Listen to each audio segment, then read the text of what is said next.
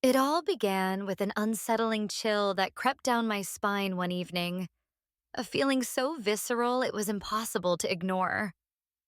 As I folded his shirt, something caught my eye, a faint yet unmistakable smudge of red lipstick on the collar. My heart sank as if it had been plunged into icy water. The vibrant scarlet stain seemed to mock me, whispering secrets I wasn't ready to confront. But that was only the beginning. Later that night, the shrill beep of his phone startled me awake. A missed call from an unknown number at 2 a.m. Who could it be? My mind raced with possibilities, each more devastating than the last. Sleep eluded me as paranoia clawed at my thoughts. The next morning, driven by a mix of fear and determination, I picked up his phone while he showered. What I found made my blood run cold. Entire threads of messages deleted, leaving behind only cryptic remnants like ghosts haunting our marriage. Desperation led me to check his browser history, where I stumbled upon searches about divorce procedures. Divorce? Was he planning to leave me? To make matters worse, tucked inside his wallet was a movie ticket stub for two. One dated just days ago when he claimed he was away on a business trip. Each clue felt like another nail in the coffin of trust we once shared. My world tilted precariously as suspicion gnawed at my sanity. Who was this other woman? Where did she fit into our lives? Every unanswered question deepened the chasm between us, turning love into suspicion and intimacy into betrayal. It was no longer just a matter of misplaced items or unexplained absences. It was a sinister web unraveling before my eyes. Little did I know then how far this rabbit hole would go, or how much it would cost me. The conspiracy unraveled with chilling precision, a sinister dance between the secretary and her boss, a man I once called my husband. They had been meticulous in their deceit, weaving a web so intricate that even the most vigilant eye could be fooled. It started subtly, almost imperceptibly. Strands of unfamiliar hair left strategically on his suit jacket. Crumpled tissues bearing traces of unfamiliar perfume stuffed into pockets, all designed to plant seeds of doubt in my mind. Each clue felt like another dagger piercing through our marriage. Yet at the time, I couldn't fathom the depth of their betrayal. Then came the late nights. He began returning home hours later than usual, always citing last-minute meetings or urgent deadlines. His excuses were polished, rehearsed, almost too perfect. Once I overheard him whispering on the phone in hushed tones, laughter bubbling softly as if he were sharing an inside joke with someone else. The sound sent shivers down my spine, but when I confronted him, he brushed it off as work-related banter.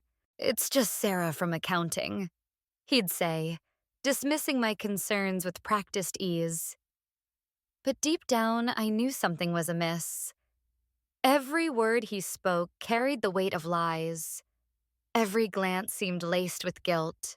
Their plan escalated further when they fabricated evidence of hotel stays and fake receipts for lavish dinners. One evening, while searching his briefcase, a desperate act born out of paranoia, I stumbled upon what appeared to be a receipt from a luxury hotel, one that coincided with one of his supposed business trips. My hands trembled as I held it. The ink smudged slightly as though hastily printed. Could this really be happening? Was he capable of such calculated cruelty? But perhaps the most devastating blow came via email. A message deliberately left open on his laptop screen. From an address labeled Mary, words dripped with affection and longing. "Can't wait to see you again. You're all I think about." My stomach churned as I read those lines, each syllable carving deeper wounds into my already fragile heart. Who was Mary? Why did her name echo in my nightmares? The more questions piled up, the less coherent my world became. And then, there were moments engineered purely for dramatic effect. Times when they let me overhear fragments of intimate conversations. On one occasion, while passing by his study, I caught snippets of flirtatious dialogue exchanged between him and his accomplice. Their voices floated through the door, laced with laughter and innuendo.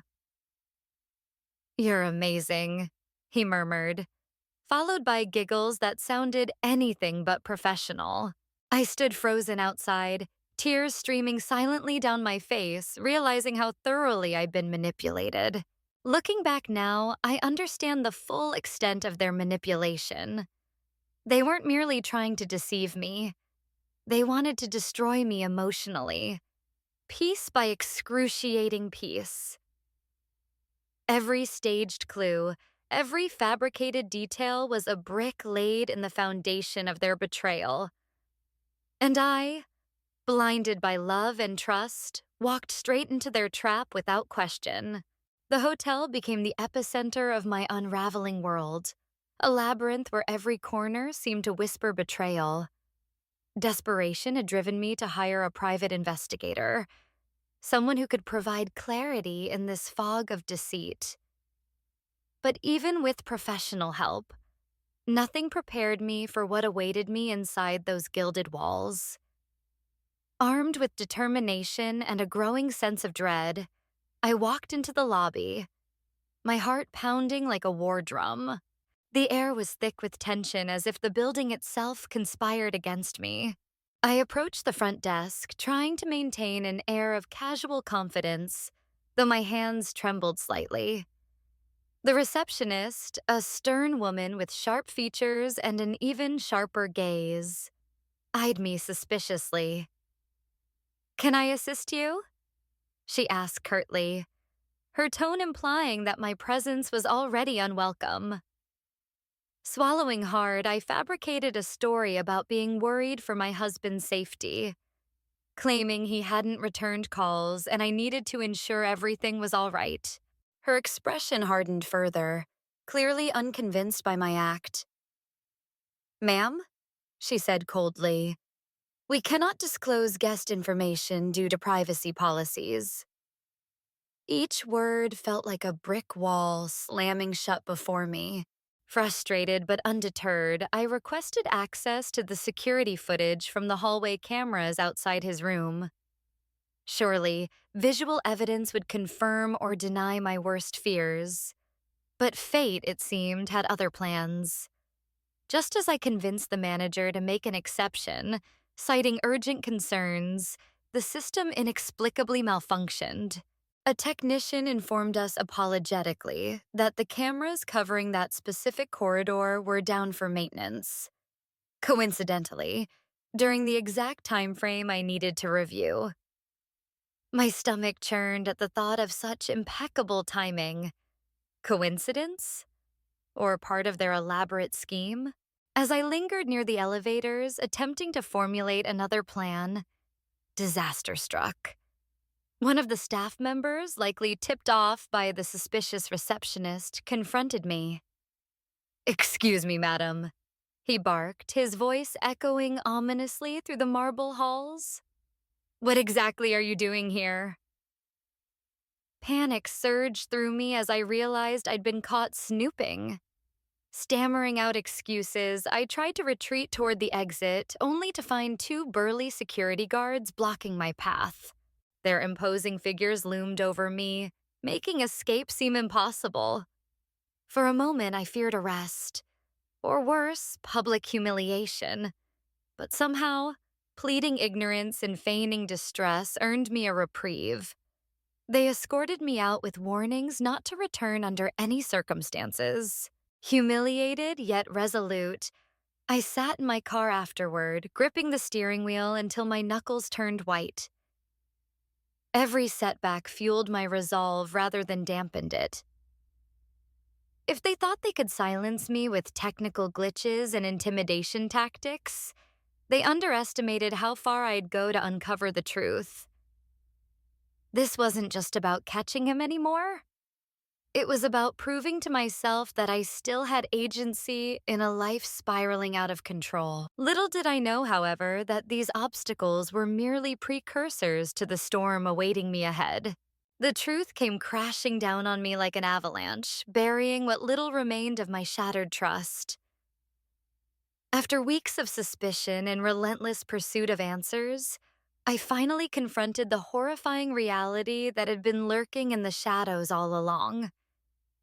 It happened late one evening when desperation drove me to return to the hotel where I'd previously failed to uncover evidence. This time, however, fate decided it was done playing games with me. It wanted to rip off the bandage and expose the wound beneath. As I approached room 1408, my heart thudded so loudly I feared someone might hear it from inside. The door was slightly ajar, and through the crack I saw them. My husband entangled in a compromising embrace with another woman. My breath hitched as betrayal sliced through me like a blade. But what struck me even harder than their intimate posture was the familiarity of her face. She wasn't just some random stranger. She was Mary, his former colleague from years ago, the same woman whose name had haunted my nightmares after finding that damning email.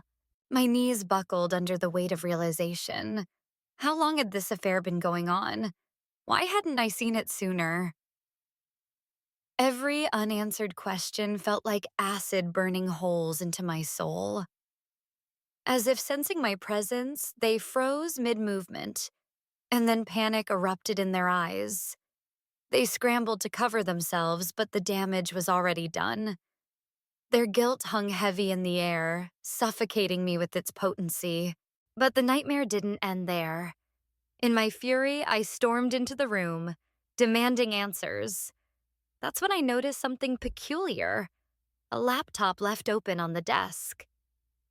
Against better judgment, I flipped it around to find our joint bank account statement glaring back at me. Zero balance. Every penny we'd saved over the years had vanished without a trace. Horror gripped me as I scrolled further, discovering documents transferring ownership of properties, cars, and investments, all signed over to her. His mistress, my replacement. It became painfully clear that this wasn't merely an impulsive affair born out of fleeting passion. No, this was premeditated theft disguised as romance. Digging deeper into the files, I uncovered emails exchanged between them dating back months, even before the first signs of trouble appeared in my marriage. Each message meticulously detailed their plan, how he would manipulate me into believing he was cheating, a ruse orchestrated by both him and his secretary, how they'd siphon funds gradually to avoid detection, and ultimately how they intended to frame me as paranoid and unstable to justify divorce proceedings.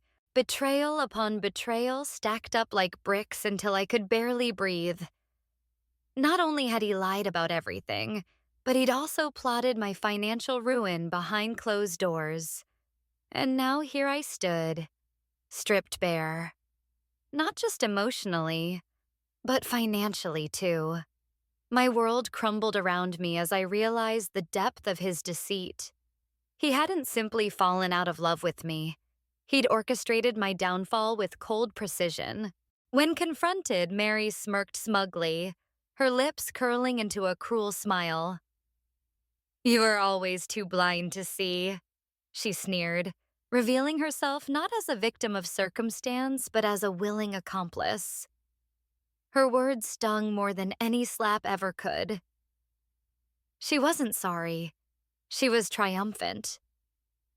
Meanwhile, my husband tried to placate me with feeble apologies, claiming it was never personal. But isn't betrayal inherently personal?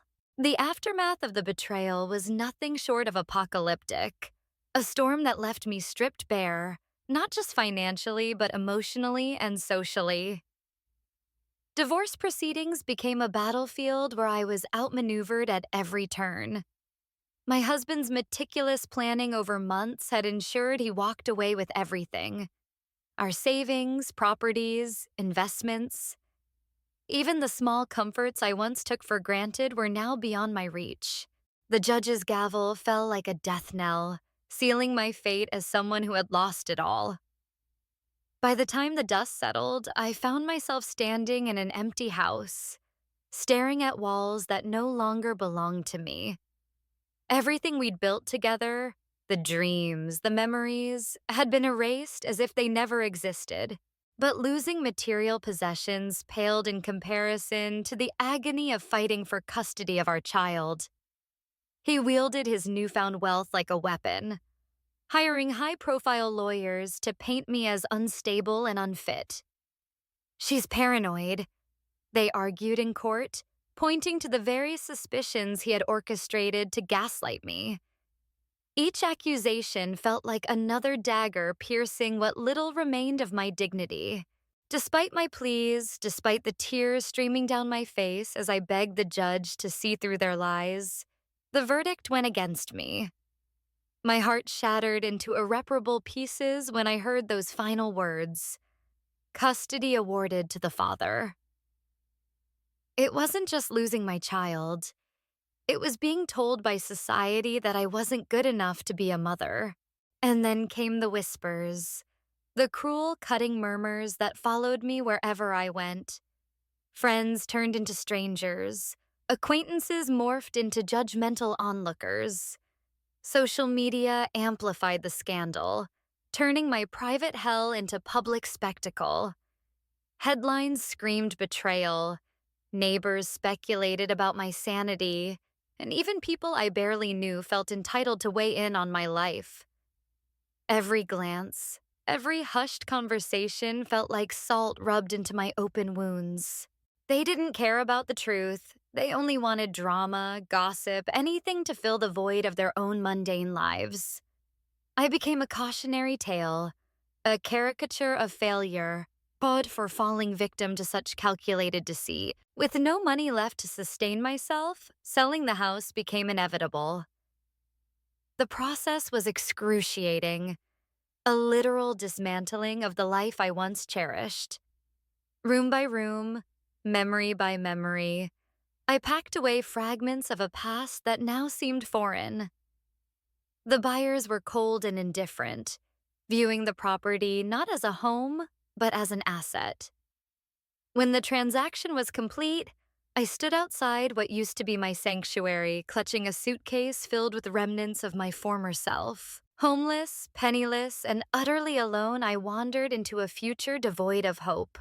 Depression crept in like a shadow, relentless and suffocating. Sleep eluded me, replaced by endless nights of staring at the ceiling, replaying every betrayal, every humiliation. Days blurred into one another, each more unbearable than the last. Simple tasks like eating or showering felt insurmountable. There were moments when despair consumed me entirely, whispering dark thoughts into my mind. Would anyone notice if I disappeared? Did anyone care? The weight of isolation crushed me, leaving me hollow inside. Yet amidst the wreckage, there were fleeting glimpses of clarity. Sitting alone in a rented studio apartment, surrounded by cardboard boxes yet unpacked, I realized how far I'd fallen. Not because of my failures, but because of someone else's cruelty. Anger slowly began to replace despair. How dare they destroy me so completely? How dare they rob me of everything I held dear and expect me to vanish quietly into obscurity? For the first time since this nightmare began, I felt a flicker of defiance. Though broken, I vowed to rise again, not for revenge, but for redemption. This chapter of my life may have ended in ruin, but I refused to let it define me forever. Little did I know the journey ahead would test me in ways I couldn't yet imagine. Betrayal is a wound that cuts deeper than any blade, leaving scars that never fully heal. What I endured was not just the collapse of a marriage, but the shattering of everything I believed in: trust, loyalty, love itself. The agony of discovering my husband's betrayal wasn't merely an emotional blow.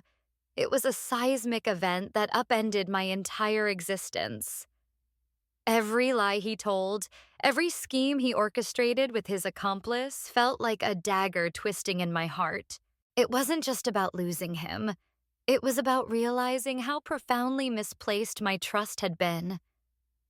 I had poured my soul into building a life together, only to have it dismantled piece by piece through deceit and manipulation. The consequences of misplaced trust are devastating, as I learned firsthand. Blind faith can be a dangerous thing when placed in the wrong hands. My husband exploited that vulnerability, using my belief in us as a weapon against me. He didn't just cheat on me. He conspired to destroy me financially, emotionally, and socially. His betrayal wasn't born out of passion or circumstance. It was calculated, cold, and cruel. Together with his secretary turned mistress, they crafted a web so intricate that even the most vigilant person could fall victim. Their plan wasn't just about infidelity. It was about erasure. They wanted to erase me from their lives entirely, replacing me with someone who symbolized greed and deception. This ordeal taught me invaluable lessons about preserving a marriage, not just for others, but for myself. A relationship cannot thrive without transparency and mutual respect. Trust must be earned daily, not assumed indefinitely.